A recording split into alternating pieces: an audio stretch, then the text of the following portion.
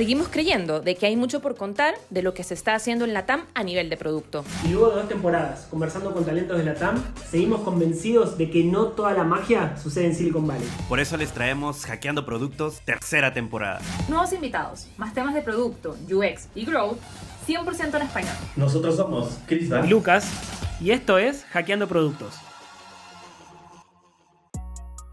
Nacho Bacino es el autor del libro Product Direction. Además, es un speaker, coach y profesional especializado en estrategia de producto con más de 10 años de experiencia en puestos de liderazgo.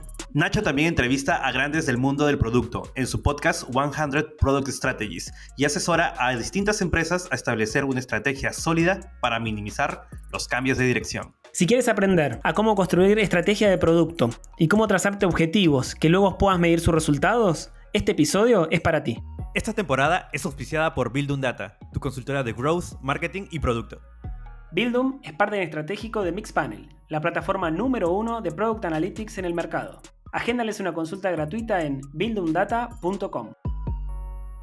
Bienvenidos a este nuevo episodio de Hackeando Productos, y antes de empezar quiero recordarles a todos los hackers que nos están escuchando el día de hoy que no olviden de seguirnos en nuestras redes sociales, ya sea en LinkedIn, Instagram, también pueden seguirnos en YouTube para seguir aumentando los seguidores y demás. Y recuerden que en estas redes sociales nosotros siempre subimos contenidos inéditos de todo lo que nosotros grabamos con nuestros invitados. Hay cosas que salen solo en el capítulo final, lo que ustedes ven en YouTube y en Instagram, pero inéditos en Instagram y en LinkedIn. Así que no se olviden de seguirnos. Y el día de hoy estamos con Nacho. Gracias por estar aquí con nosotros. Sabemos que escribiste el libro de Product Direction sobre cómo crear productos exitosos a escala con estrategia sobre todo. Un roadmap, objetivos y resultados claves, que son los OKRs, que muchos ya deben de conocerlos, y si no, lo vamos a profundizar seguro en algún momento. Y solo el título te dice que hay mucho por aprender. Partamos por la estrategia de producto.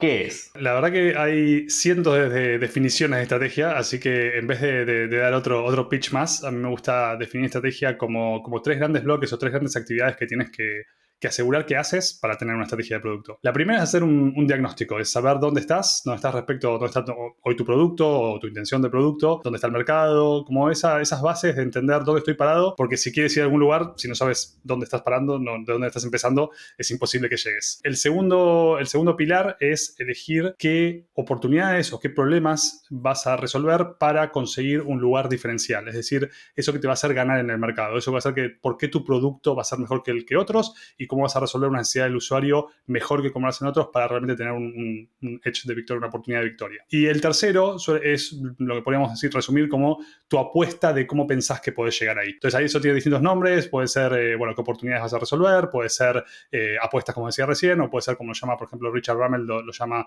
Guiding Policies. Entonces tiene varios nombres, pero al final del día es eso, como la intención de, mi apuesta de que puedo llegar ahí es por este lado, y eso es justamente el corazón de la estrategia. Y cuéntame, ¿bajo quién debería caer la responsabilidad de la estrategia de producto? ¿Es algo que solo una persona debería tener la visión global o intervienen varias? Es una gran pregunta que seguramente tenga muchas aristas y mucho depende, como decimos siempre en producto, todas las preguntas tienen un depende, pero básicamente para dar una respuesta concreta depende de quien haga product leadership dentro de esa compañía. Entonces, ahí sí depende por ahí un poco del nivel. Si es, por ejemplo, una compañía, Microsoft. Entonces, obviamente, está el CPO que puede tener una estrategia global, pero que sea muy, muy abstracta. Y después tendrás líneas de negocio que tengan un líder de producto de esa unidad de negocio y que haga estrategia para esa unidad de negocio. Obviamente, como estamos más en una startup, puede ser que haya un solo PM, entonces ese PM está haciendo la estrategia de producto a la vez que está haciendo PM, pero en general la responsabilidad solemos decir que es una responsabilidad de product leadership y que, como te decía recién, puede variar según esa organización. Ahora, hay un asterisco muy importante para hacer ahí. No es que el líder de producto se encierra en un cuarto, escribe la estrategia y sale y se la cuenta a los demás, ¿no? Es un trabajo extremadamente colaborativo. En primer lugar, porque depende de, es el principal input para la estrategia de producto es la estrategia de la compañía. Y seguramente, como la estrategia de compañía suele o no estar o estar más o menos definida, este líder de producto tenga que colaborar muy de cerca con el CEO para aclarar cosas o para definir la estrategia de compañía o para aclarar cosas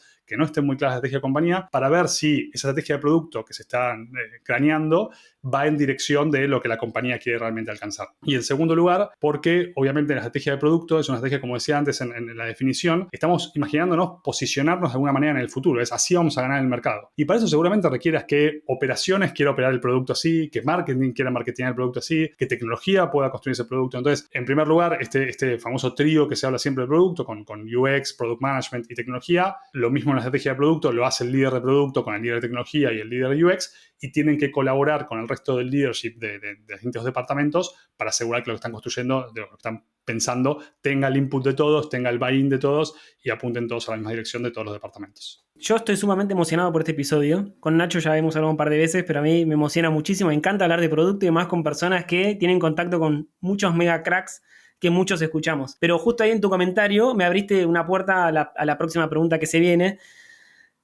que es un gran problema, porque, viste, vos hablás con la gente de producto y dices, no tenemos un norte claro, no sabemos a dónde vamos a ir, cuál es la estrategia de la compañía. Entonces, ¿cómo podemos identificar si una empresa tiene estrategia o no tiene una estrategia? Porque igual eso, como decías vos, esto está alineado a la estrategia de la compañía. Y muchas veces las compañías viven por los productos. Entonces, si no hay un norte claro hacia dónde queremos ir, ¿cómo podés construir un plan de trabajo, una estrategia sobre eso? Entonces, ¿cómo nos podemos dar cuenta si una empresa tiene o no una estrategia? Voy a empezar primero por el contraejemplo, que creo que lo deja muy claro cuando no hay estrategia. Un contraejemplo es como ese high level goal seteado como estrategia. Es, este año tenemos que duplicar revenues o tenemos que reducir el churn 50%. Eso está buenísimo, digo, es una ambición a la cual querés llegar, pero para que tengas una estrategia tenés que explicar, bueno, cuál es tu apuesta para llegar a ese objetivo, ¿no? Cuál es tu diagnóstico de dónde estás parado y cuál es tu apuesta de cómo puedes realmente alcanzarlo. Y el otro extremo es el que tiene la famosa lista de 40 iniciativas estratégicas para este año. Eso tampoco es estrategia. Eso al final del día es asignamos recursos en todas estas cositas que se nos ocurren que pueden ser buenas y vamos y vemos si funciona. Entonces, con esos contraejemplos creo que cubrís el 90% de las personas que están preguntando si tienen cualquiera de esas cosas no tienen estrategia. La más difícil es cuando, o lo que tenemos que dar a identificar es que tengamos una serie de focos, ¿no? Entonces, una estrategia bien hecha te lleva a eso que decía antes, como de la diferenciación, de dónde quiero llegar en el mercado, o sea, está nutrida de una visión de producto. Esa es la parte más evolucionada. El que tenga eso seguramente sepa que tiene una estrategia. Ahora, cuando estamos en un terreno más gris es cuando tenemos una serie de focos que no sabemos bien, no está muy sólida la justificación de por qué lo estamos haciendo, no está muy sólida esa justificación de si nos concentramos en estos 3 focos vamos a ganar en el futuro. Pero sin embargo, si tenés esos focos, lo más probable es que tengas un eje estratégico del cual después, digo, sobre todo como parándome como PM y diciendo tengo una estrategia, no tengo una estrategia, sea algo en el cual podés construir, podés hacer bien tu trabajo, podés demostrar que estás contribuyendo a esos ejes estratégicos y obviamente después será cuestión del leadership ver si eso estaba macheado con la oportunidad de ganar en el mercado. Quiero hacer como una repregunta sobre eso. ¿Qué es peor, no tener una estrategia o tener una estrategia mala? Yo diría siempre que es peor no tener una estrategia. Y el motivo principal es muy claro porque que ya nos estamos metiendo por ahí más en el terreno de la ejecución. Cuando tenés una estrategia que es mala, por lo menos tenés focos y sabes por qué estás haciendo las cosas que estás haciendo. Es muchísimo más fácil empezar a ejecutar, aprender durante la ejecución, porque obviamente no queremos, también me estoy yendo mucho por las ramas, pero no vamos a decir, tenemos este plan estratégico, vamos a construirlo 12 meses y en 12 meses vemos si está bien o está mal. Si vos tenés una estrategia y tenés un foco claro, podés empezar a ejecutar, tu ejecución empieza con una fase más lean, más de discovery, más de entregar pequeños experimentos y ahí ya podés ver si eso funciona o no funciona. Entonces, si no tenés estrategia, tenés, como te decía antes, la lista de 40 iniciativas, estamos haciendo todas cosas para todos lados, no sabemos qué funciona, no sabemos qué no funciona, estamos haciendo un poquito para aquí, un poquito para allá, no sabemos si vamos a ganar en el futuro. En cambio, si tienes una estrategia que es mala, podés empezar a esa ejecución discovery y empezar a ver si está mal o no y volver de vuelta al pizarrón con aprendizajes y refinarla. De hecho, es más, yendo un paso más allá, generalmente cuando empiezo yo, hago coaching a líderes de producto y generalmente cuando empezamos con el tema de estrategia, no les digo, sentémonos 3 meses y revisemos todos sus documentos para hacer la mejor estrategia. No. Definamos una estrategia ahora con lo que sabemos, que es una apuesta, y empezamos con esa estrategia a aprender para refinarla. Entonces, sí, de hecho, si estás partiendo de la nada, mi recomendación sería empezar con algo, aunque sea malo, para aprender y poder refinarlo. Pongámonos en el escenario. Ya tenemos una estrategia creada, la implementamos, pero ¿cómo es que podemos medir el avance y los resultados de esta misma? Bien, en primer lugar, lo primero que por ahí no dije en la definición, pero porque que también está un poco en parte del proceso de creación, es que la estrategia tiene que terminar con un pilar estratégico que tiene una forma de medir su éxito. Entonces, si decimos vamos a apuntar a este segmento de mercado con esta apuesta de que esta es la dirección en la cual vamos a satisfacer nuestra necesidad, tenemos que tener una métrica de éxito. Por ejemplo, penetramos tanto el mercado, tenemos tantos nuevos usuarios de este tipo, la conversión mejoró tanto por ciento. Entonces, tenemos ese eje estratégico está atado a un éxito que esperamos al realmente avanzar o conseguirlo. Pero, como decía recién, en esta parte de cómo pasamos de esa estrategia con ese gran criterio de éxito a algo más terrenal, que cuando ejecutemos nos demos cuenta si estamos progresando, es cuando entra este juego de los roadmaps y los OKRs. Entonces empezamos a hacer este gran eje estratégico en el cual queremos avanzar, lo empezamos a granularizar un poco más, es decir, ok, bueno, el primer milestone debería ser probar si esta hipótesis es cierta, si esta oportunidad, si este problema a resolver tiene esa atracción que esperamos, entonces tiene un objetivo de más corto plazo en el cual podemos medir más rápidamente si estamos en la dirección correcta. Creo que los OKRs son como la nueva agilidad. ¿Por qué? Ahora voy a ir con mi speech. Todas las empresas hacen agilidad, pero cuando te metes es como que cada uno hace una cosa distinta. ¿Vas a las empresas? Sí, nosotros trabajamos con OKR. Entrás y es un quilombo de OKR que vos decís, esto no es OKR, esto como que están transformando cosas que tenían tradicionales y le ponen otro título. Entonces ahora me quiero meter de lleno en el tema de OKR, que para mí me encanta y es un tema que he estudiado mucho porque creo que verdaderamente sirven. Yo cuando los experimenté de la forma correcta, sirvieron, pero también cuando los experimenté de la forma incorrecta, el otro día estaba hablando con un conocido y digo, ¿ustedes trabajan con OKR? Sí. ¿Cuántos OKRs tienen? Tenemos 24 OKRs y adentro tenemos 3 KR, pero ¿cómo se los acuerdan? ¿Cómo el Product Owner toma una decisión en una sprint planning para decir esto lo priorizo por sobre esto y tiene 24 objetivos es imposible, le digo, eso está mal. Entonces, primero, antes de meterme en la pregunta concreta, tengo una pregunta más de chusma. Yo soy fanático del libro Radical Focus de Cristina. ¿Cuál es tu libro favorito sobre OKRs? Si tenés uno para recomendar a la gente. Te diría que ese también. Hay muchos libros de OKRs. De hecho, está por salir uno nuevo de Jeff Gothelf, que creo que va a tener un enfoque más de producto, porque está bueno Radical Focus,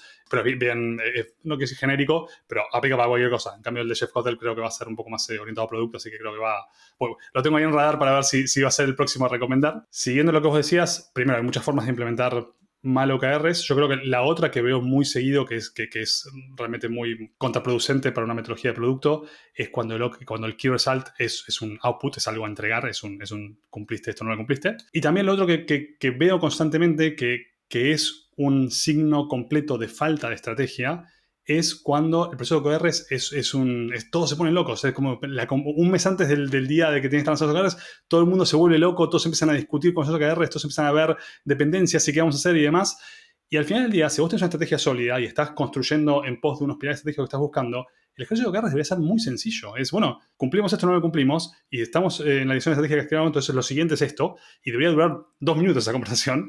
Obviamente sumamos aprendizaje, lo estoy exagerando un poco, pero creo que, en definitiva, ese momento en el cual todos están cambiando los OKRs porque se viene la nueva onda de OKRs y hay que ver qué vamos a hacer, eso es un claro signo de falta de estrategia. Ahora nos vamos a meter un poco en cómo se construye un OKR, pero dijiste algo que también es parte de visualizar por qué los equipos construyen malos OKRs, que comúnmente los KR son todas iniciativas. Entonces es como, ¿dónde está esa métrica que te fomenta el crecimiento? Volviendo a lo que decías de todas las compañías adoptaron OKRs, que by the way, es exactamente lo mismo que pasó en la agilidad, pero vamos, lo explico con los OKRs.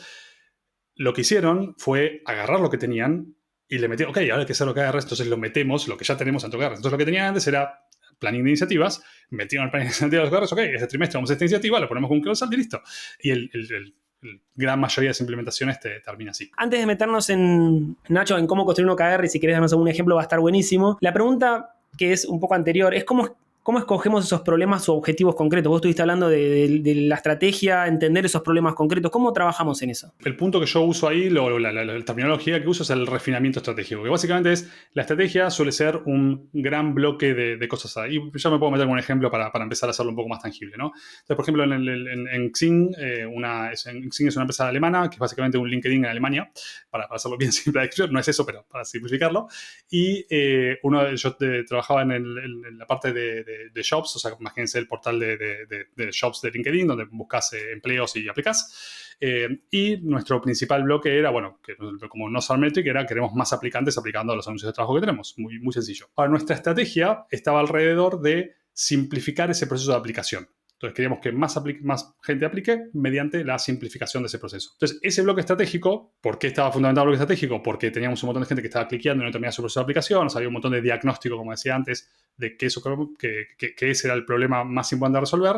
Y por otro lado, podíamos generar una diferenciación porque, en Alemania hay otros portales de trabajo, pero nosotros teníamos el perfil del usuario, con lo cual podríamos usar ese perfil del usuario para hacerlo más simple y tener un diferencial estratégico. Entonces, la verdad que era bastante, entre comillas, sencilla la estrategia, estaba relativamente bien pensada y teníamos un diferencial para crear.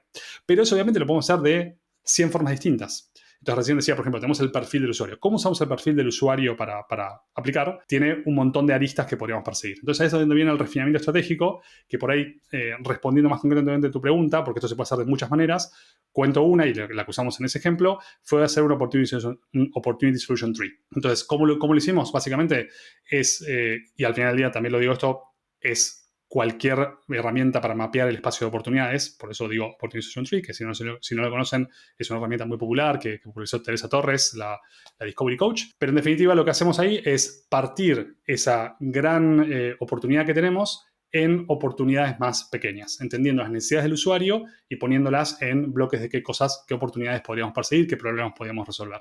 Ese es el primer paso para decir, bueno, tengo este área estratégico, hacia así quiero llegar, estas son las pequeñas cosas que podría hacer, y eso también está relacionado a lo que me preguntaban antes de cómo mido el éxito. Yo tengo este éxito grande, que es más gente aplicando porque simplifica el proceso, pero tengo cosas intermedias que puedo medir cuando voy atacando estas oportunidades más concretas, que es, por ejemplo, no sé, la adopción de los usuarios de su perfil o cualquier métrica que tenga que ver con esas oportunidades concretas que estoy resolviendo.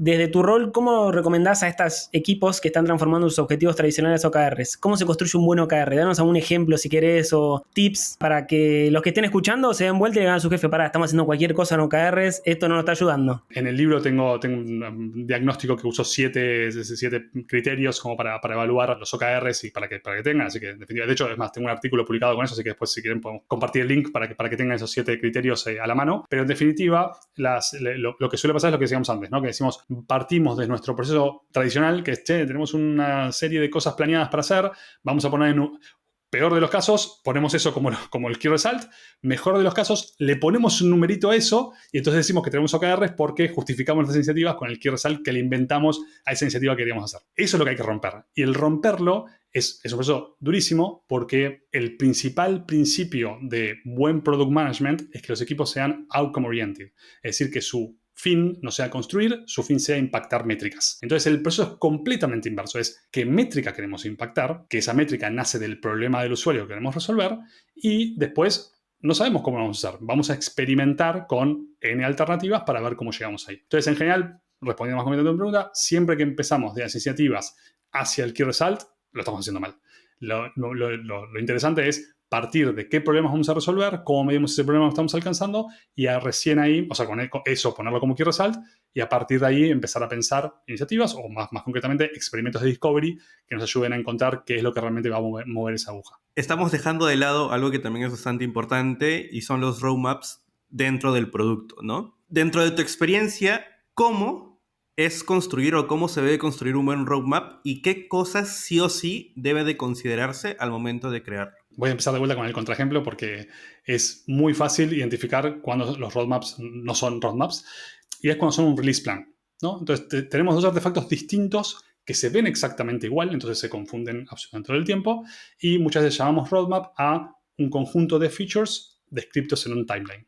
Eso es ni más ni menos que un release plan, algo que usamos desde hace 30 años y que, siempre tuvo el mismo look and feel y parece más un Gantt chart, el famoso Gantt chart tiene que ver más con eso, ¿no? Cuando hablamos de este roadmap, sobre todo este roadmap orientado a outcomes, de equipos modernos de producto y demás, la forma de construirlo es exactamente como estaba contando antes cuando desglosamos la estrategia. Entonces, el libro está escrito a propósito con esos 3 pilares, porque yo digo que tenemos esta estrategia, la estrategia la refinamos y llega con esos bloques más concretos al roadmap y de esos bloques más concretos al roadmap le podemos decir, bueno, este problema sabemos si lo resolvimos con esta métrica y ahí vamos a los key result. Entonces, volviendo a lo que os contaba antes, partimos de un bloque estratégico muy grande a resolver, necesitamos que haya más gente aplicando a los anuncios, tenemos que facilitar esa forma de aplicar y encontramos cuáles son los bloques los cuales queremos aplicar. Entonces, volviendo, ¿dónde entra la parte del roadmap cuando es jugosa?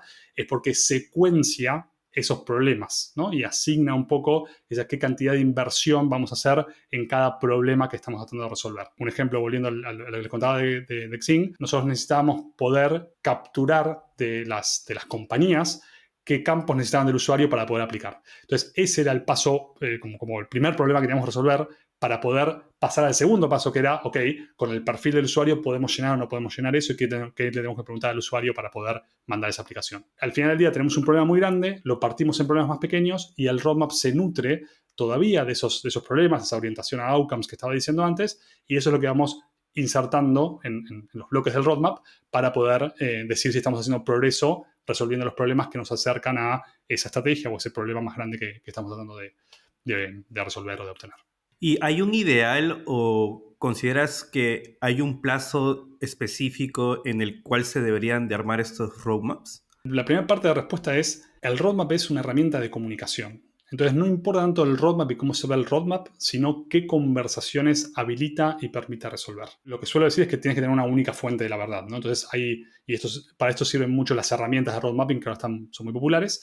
Entonces está bueno que tengas una sola fuente de la verdad con una sola fuente de qué problema estamos resolviendo. Ahora, después la forma de visualizarlo puede cambiar, depende de la necesidad que tengas.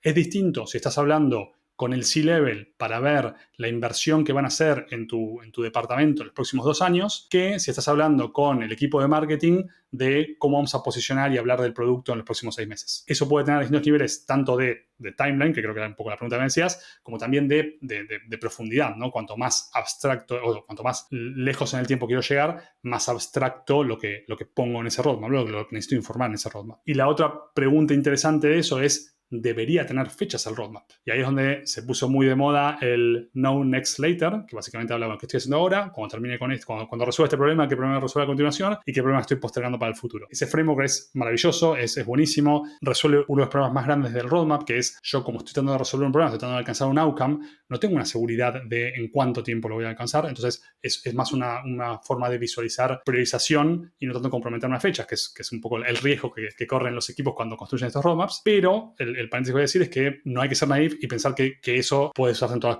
las compañías. Por ejemplo, en Xing, volviendo al ejemplo que decía, una compañía alemana con un proceso de budget de 12 meses muy estructurado y había que tener un poquito más de rigurosidad. Manteniéndonos en el eje de los roadmaps, en el eje de los outcomes, manteniéndonos con ítems más abstractos, o sea, no features a construir, sino qué problemas estamos secuenciando en el tiempo, hacíamos un roadmap a 12 meses. Y de hecho lo partíamos en trimestre 1, trimestre 2 y próximos 6 meses. Entonces teníamos como los horizontes de tiempo sigan volviendo más abstractos a medida que avanzábamos. Pero teníamos esta visión como a 12 meses de hacia dónde íbamos. Y algo bastante interesante cuando nosotros hablamos de productos es una entrevista que tuvimos hace unas temporadas. Alguien dijo que odia las organizaciones donde el producto es el rey. Entonces, de que no todo lo que salga de producto necesariamente tiene que ser mandatorio de alguna forma o que no se quede en la cúspide del ego y demás. Y recordaba esta frase mientras mientras nos comentabas. Y en esta parte del roadmap, ¿debería ser solo una persona el que lo arme o sí deberían de participar más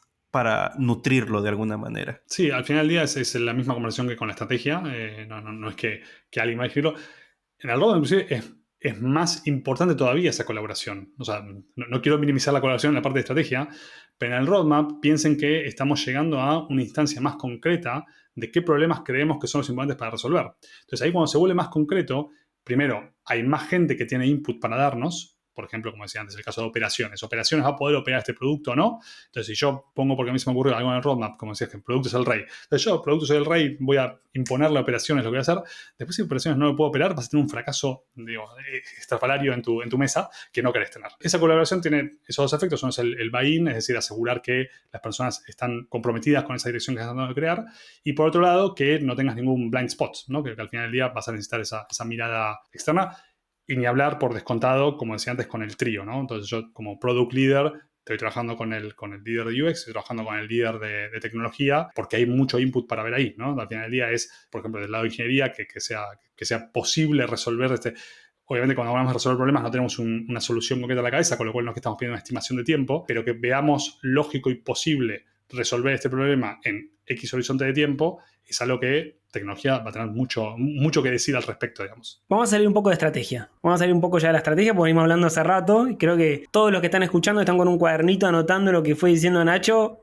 Se lleva un montón de cosas para implementar en el trabajo. Me quiero meter un poco ahora también desde tu perspectiva. Vos conocés a los grandes de Silicon Valley. Sí, nosotros tenemos un eslogan acá que en breve te vamos a hacer una referencia sobre eso. Pero sobre eso tengo como dos preguntas. Una más futbolera y una más de chusma. La primera es, vos entrevistaste a muchos cracks de Silicon Valley. ¿Quién fue el que más te sorprendió para bien? Para mal no, porque viste, si no salimos en los programas de chismes. Pero ¿quién fue el que más te sorprendió para bien? Es muy difícil la pregunta, porque la verdad que por dos motivos. Una es porque yo trato de darle un ángulo distinto a cada entrevista. O sea, básicamente trato de ver qué tema es esa persona experta o tiene un topic interesante, entonces trato de darle ese ángulo. Y por otro lado, son todos cracks, entonces todos sorprenden para bien. Creo que voy a elegir dos. La primera fue Teresa Torres, que es crack, que Discovery crack y habla muy bien. Cualquiera de los que entrevisté habla muy bien. Fue muy interesante sacarla del tema de Discovery, que se habla todo el tiempo, y hablar de estrategia y ver cómo hacía esa conexión, cómo hacía esos insights. La verdad que fue espectacular y dio muchísimo valor. Y el segundo que voy a mencionar es Dan Olsen, que la verdad que también es una persona que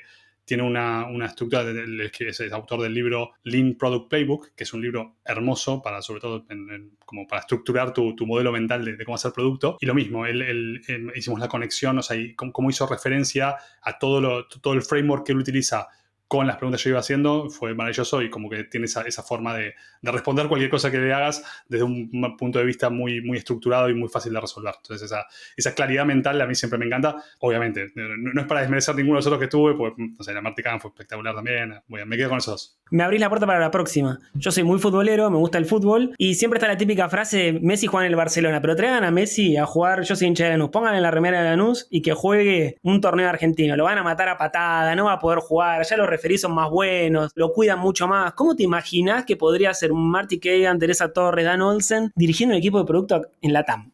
Es interesante porque bueno, empiezo ahora sí tirándolos abajo un poco. Lo que pasa es que con el thought leadership es que justamente ellos están apuntando a darte el ideal, ¿no? Y te quieren llevar hacia el ideal. Y son coaches, no es que están en la cancha haciéndolo. No sé si me voy a desviar mucho de esta pregunta, pero la pregunta más interesante es, sacás un PM de Google y lo pones a trabajar en el e-commerce de Lanús para vender camisetas. ¿Cómo le va? Esa pregunta creo que es más importante, porque al final del día lo que yo digo es que el problema de producto no depende de la región geográfica. Un poco de contexto, trabajé en 3 continentes distintos. Trabajé en Sudamérica, Norteamérica y ahora en Europa. Y la realidad es que el problema depende mucho más de la compañía que de la región geográfica. Obviamente lo que pasa, ¿por qué decimos Silicon Valley? Porque en Silicon Valley hay mucha más concentración de empresas que operan con el modelo de producto, pero sin más lejos tenés Amazon, Spotify, están en otros lugares y tienen un modelo de producto mejor inclusive que la de Silicon Valley. El problema en realidad es cómo podemos agarrar un PM de Google que se vaya a una empresa que no trabaja en el modelo de producto y que pueda influenciar para cambiarlo. Y ese creo que es el desafío más grande, el que Marty Cagan ahora se escribió hace poco con su libro Transform y demás, y que estamos yendo hacia ese lugar, ¿no? Que sea adoptar prácticas de producto que tengan impacto en la organización y que desafíen esa forma de pensar de los stakeholders con los que tenés alrededor, sobre todo los CEOs y demás, que son los que tienen que realmente comprar un modelo nuevo para que pueda tener éxito ese trabajo de producto que queremos hacer. Y hablando de muchas estrellas, y tú has hablado con distintas personas en distintas ligas, has tenido la oportunidad de entrevistar a grandes del mundo del producto, y no sé si sabes, por ahí Lucas hizo un pequeño guiño hace un momento, pero nosotros somos fieles creyentes de que no toda la magia sucede en Silicon Valley. ¿Qué opina Nacho de esta afirmación y qué empresa de la TAM pondrías como ejemplo en una charla? La primera, que creo que ya lo dije, no toda la magia ocurre en Silicon Valley. O sea, es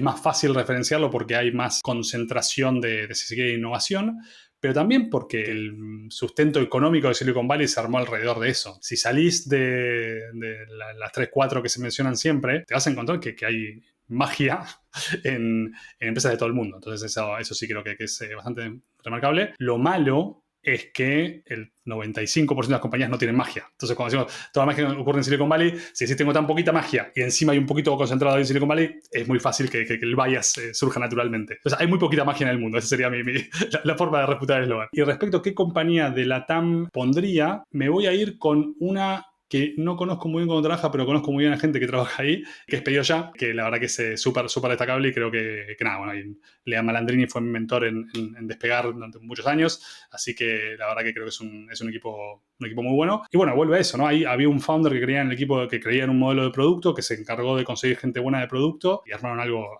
bastante potente. No quería dejar pasar la oportunidad y vamos a... Esa pregunta que te dijo Lu que iba a ser Ivy, pues ese es el momento. ¿Qué tal, Nacho? Creo que tienes un montón de experiencia encima, no solamente como profesional en el área de productos, sino que también como coach, consultor, has escuchado hablar, o me imagino que te han ido a tocar la puerta de distintas empresas o distintos roles de empresas. ¿Cuál has visto y crees tú que es el problema o dolor más recurrente que presentan las empresas? ¿Dónde fallan todas, básicamente? Voy a tratar de contar la que está más relacionada con el modelo de producto, que es a lo que yo me dedico, porque la verdad que tampoco soy no que soy consultor en cualquier cosa, y creo que la principal que todas las compañías, o la mayoría de las compañías que intenta y falla y se queda por ahí con un modelo ágil medio outdated. El principal fallo es este impedimento para pasar a ser outcome oriented, que los equipos tengan que mover métricas y no entregar resultados. Cuando tienen que entregar entregables. Cuando están centrados alrededor de los entregables, no importa la práctica de producto que pongas, no importa el training de Marty Cagan que hagas, no vas a poder hacer magia. Entonces, creo que la principal clave, y de hecho es algo con lo que justamente voy un poco con el caballito de batalla cuando hago la consultoría, es eso, ¿no? Es que puedan cambiar a outcomes, porque de eso se desprende todo. Que puedas hacer una buena estrategia se desprende de que estés orientado a outcomes. Que puedas hacer buen discovery se desprende de que estés orientado a outcomes. Que los equipos estén preparados se desprende de que estés orientado a outcomes. Entonces, todo parte de esa fundación, de ese fundamento del product management moderno. Si tuvieras que escoger solo uno, ¿con qué te quedas? ¿Estrategia, roadmap u OKR? Estrategia, sin duda. Voy a explicar por qué. Si una compañía no elige los problemas, o sea, podés tener funding que quieras, pero si no elegís bien los problemas que tenés que resolver para crecer y sostener y ganar el mercado, entonces vas a morir. Entonces puedes hacer los mejores OKRs del mundo, pero si de esos OKRs hablan de métricas que no tienen relevancia porque tu estrategia está mal planteada, vas a perder igual. Entonces, sin duda, estrategia, y lamentablemente es el tema más difícil, el tema que más falta. Como decía Lu antes, hay un montón de empresas implementando OKRs, pero la verdad que esos OKRs dejan mucho que desear y van a fallar igual, y uno de los grandes problemas es que no están basados en una buena estrategia. Para dar cierre a este hermoso episodio de Hackeando Productos, primero agradecerte, Nacho, por el tiempo. No sé si tengas alguna palabras finales que compartirles a todos nuestros hackers. Nada, que me encanta hablar de estos temas, que me quieren hablar de esto, podemos hablar en LinkedIn, que un poco siguiendo lo que decía, mi mensaje principal es, si no tienen, empiecen haciéndolo, por más que esté mal, empiecen, porque si algo aprendimos de la agilidad y todo esto que estamos haciendo es que la mejora continua es lo que nos saca de la mediocridad, así que empiecen, iteren y van a ser buenos eventualmente. Y me pueden, si tienen preguntas, obstáculos, lo que sea, me pueden escribir en LinkedIn, hago algunos trainings al respecto y demás, así que encantado de hablar de este tema. Muchas gracias. Y tú, hacker, que nos estás escuchando, ¿ya identificaste si tu empresa tiene una estrategia o no? Porque lo peor que nos pueda pasar es que nos paralicemos por tratar de querer abarcar todo en un mismo tiempo. Para eso es necesario que tengamos una estrategia, para que el equipo, y tú sobre todo con tu equipo, tengas foco. Nos vemos en un próximo episodio de Hackeando Productos.